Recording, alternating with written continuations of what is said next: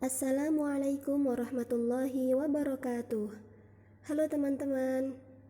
Pada kali ini kami akan menjelaskan tentang sejarah menerjemah.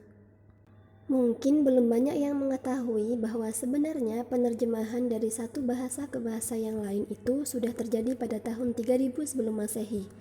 Nah, pada tahun tersebut telah ditemukan sebuah prasasti yang menggunakan dua bahasa di Mesir, yakni pada zaman Mesir tua. Pada tahun 300 sebelum Masehi, orang-orang Roman telah menerjemahkan informasi-informasi yang semula dari bahasa Yunani ke dalam bahasa orang Roman itu sendiri. Ketika sudah memasuki tahun Masehi, penerjemahan justru sudah mulai berkembang pesat. Pada abad ke-12, Torik bin Ziyad berjaya menaklukkan Spanyol.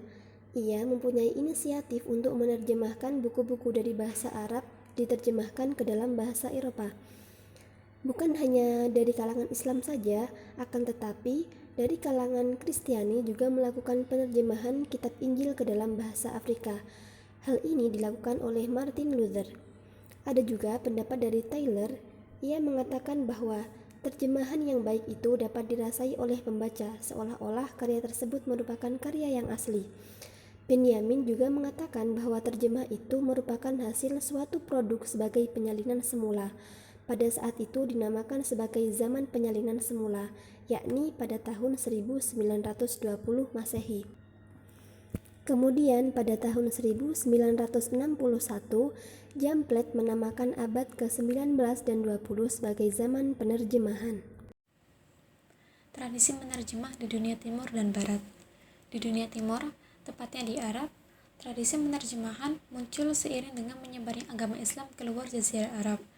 Dengan menyebarnya Islam keluar Jazirah Arab, maka terjadi pertemuan dua budaya, yaitu budaya pendatang dengan budaya setempat. Dan disinilah proses pengaruh-mempengaruhi terjadi dan menjadi hal yang sangat wajar. Menurut Albert Nasri Nadir, penerjemahan di dunia timur berlangsung melalui dua metode, yaitu penerjemahan secara oral dan penerjemahan secara sistematis. Pada masa Daulah Umayyah, penerjemahan dilakukan oleh individu, dalam artian bahwa tidak ada dukungan dari pihak pemerintahan Daulah Umayyah.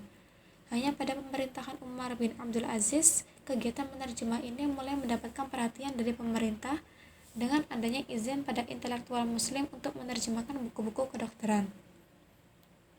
Meski terdapat semangat dalam menerjemahkan buku-buku asing pada masa Daulah Umayyah, tetapi hal ini hanya terbatas pada usaha individu dan terbatas pada ilmu-ilmu praktis.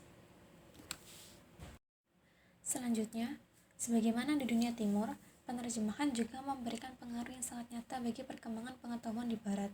Sejak abad 9 Masehi, penerjemahan mulai gencar dilakukan di dunia barat. Gerakan ini mengantarkan Eropa kepada masa Renaissance-nya. Awal pencerahan di Eropa dimulai dengan berkembangnya ilmu pengetahuan di dunia timur.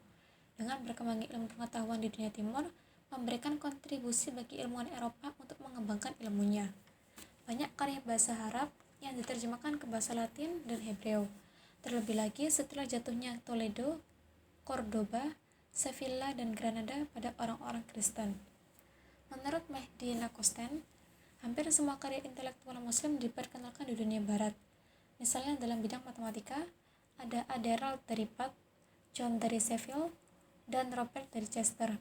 Mereka memperkenalkan aljabar ke Eropa dengan terjemahan bahasa Latin. Dengan semangat menerjemahkan yang terjadi di barat, hampir semua kemajuan ilmu pengetahuan di timur yang dipelajari dari Yunani telah dipelajari ulang oleh orang-orang Eropa.